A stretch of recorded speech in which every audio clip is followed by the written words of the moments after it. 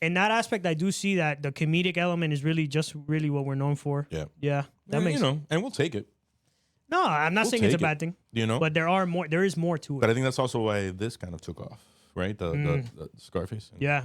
And because that was if you think about it, most people like the happy ending. This is a tragedy. Total tragedy. I mean, what gets worse than dying? Exactly. I don't think anything. And here's another reason why I resonate with this movie.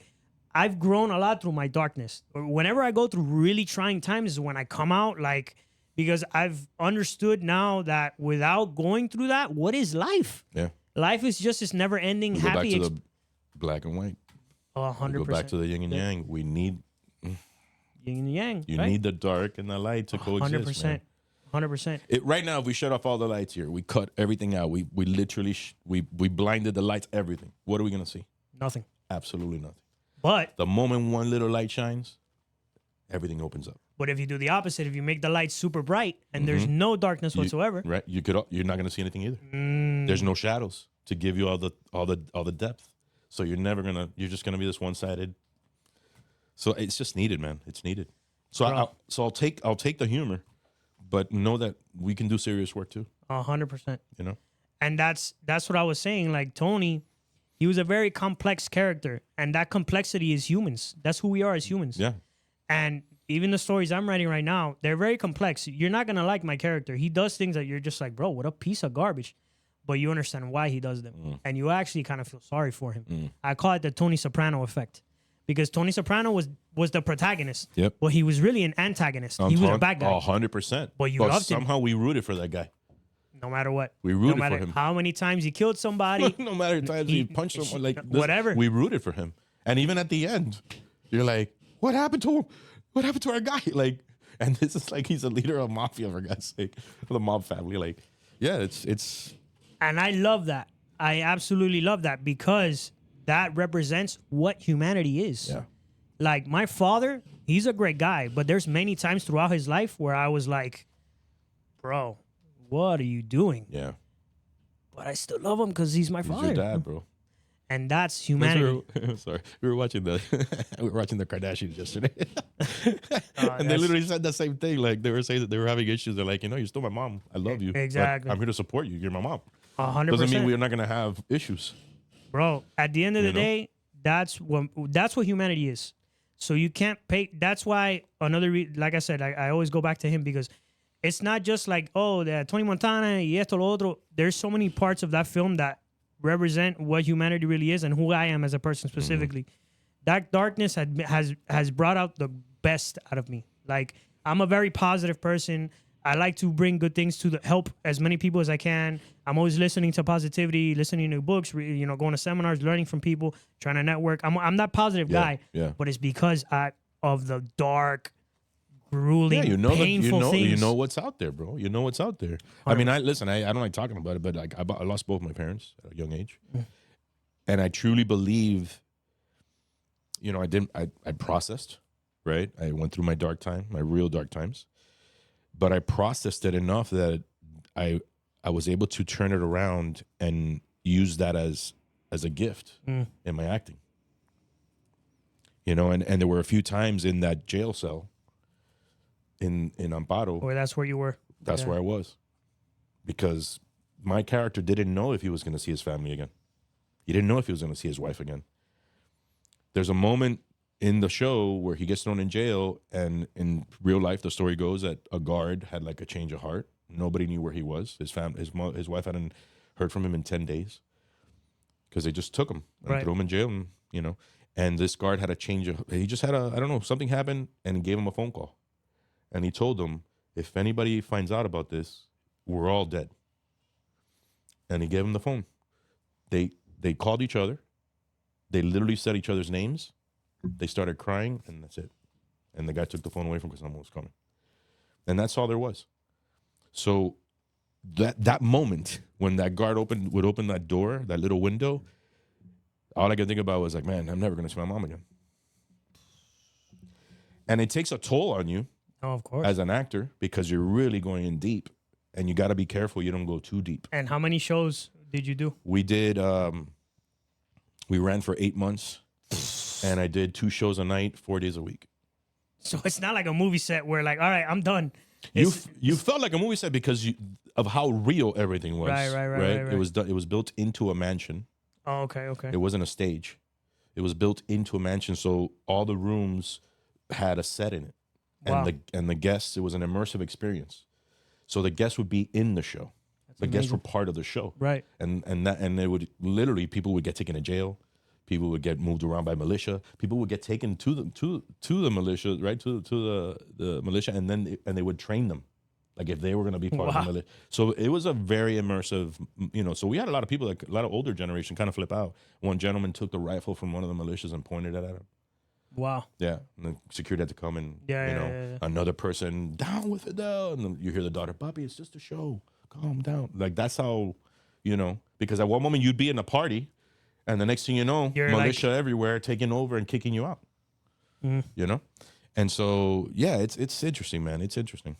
It's interesting how that works. And but you got to go there. Yeah. You got to go there sometimes. That's what I'm saying. The boxer, when he's about to die in a boxing match, where do you think he's going in his head, bro? What makes him get up? What makes him when he has absolute? Because I was an amateur boxer at one point, so I know what it's like to get punched straight in your face and be looking up at the roof and being like, "What just happened?" No, I'm being like, what is going to make me get up right now? And you go to the fact that, like, bro, you just first go to you question your place. life, I'm sure. What am I doing here? No, yeah, for sure. The first thing is like, bro, how did I volunteer to be here? Much less do this for free, At least Mike Tyson gets paid $10 million a fight. I'm here, like, because I'm a masochist. No, but you're like it. And that's just the experience of life. That, like, again, I see all these metaphors, right? I go back to that. And that's just what life is. When you get the crap kicked out of you, you're just laying there and you're like, bro, like, what am I doing? Yeah. You question your life. Yeah. And it's like where you have to go, or I'm going to speak for myself, where I have to go to be like, no, get up. This isn't you. You're not a quitter. Like where I have to go in my brain, I have to go to this really dark place. Yeah. And I think it's really, again, the human experience. The life and the positivity and the creation that can come from that dark motivation. It's huge, man. It's huge. I can't explain it. And I think you don't realize until you go through it. And that's the unfortunate part out of it.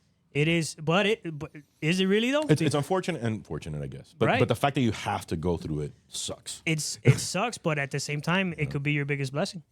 You know what I mean? Yeah. So if hopefully you have someone smart enough to tell you, hey, just go through it. I guarantee and trust me, you will be better coming on the other side, 100%. Yeah. It's just, but it's tough, man. It's tough.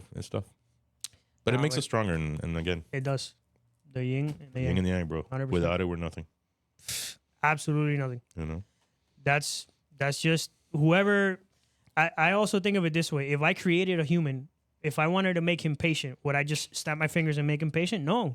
I'd make him go through things to make him patient. Yeah. If I wanted him to be compassionate, what would I do?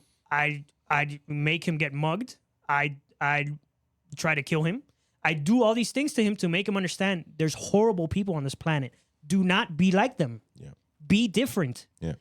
When someone cuts you off in traffic, when an old lady needs to cross the street, when someone's begging you for $1, help them. Yeah. If you can, obviously. If you can, obviously, sure. So you understand what it's like to get told no, or for a family member to die, or to be, I've been mugged. That feeling of feeling violated. I can't imagine, but I've never been mugged. I got mugged for the first time. I've been mugged more than once, but I got mugged for the first time when I was 12 years old. Wow. By 3 adults in my neighborhood where I lived. Coño. No, I've told the story live on the podcast. It was crazy. I got mugged. I ran home. My mother, God bless her soul, my mother was feared in my neighborhood. Like, no one fucked with my mom. Nobody. Awesome. She was the only Cuban single mom. Well, no, at the time she was with my stepdad, but before he even showed up, no one came to my house. No one messed with us. So that day I run home and I'm like, Mom, I just got mugged. So she starts like screaming. She runs out the door and I'm like, Mom, I didn't tell you who it was. She's running out the door, and my stepbrother and my sister had pulled up in the car and they're like, I found him. I'm like, bro, I haven't told anybody who it was. How do you guys know? So we go around the corner and my mom has a kitchen knife in her hand, and she's yelling at 3 dudes on a porch, and they're like, "What the fuck?" She's like, "If I find out it was you, I'm gonna chop your fucking head off." And I'm like, "Mom, it wasn't them." She's like, "No, but they know who it is."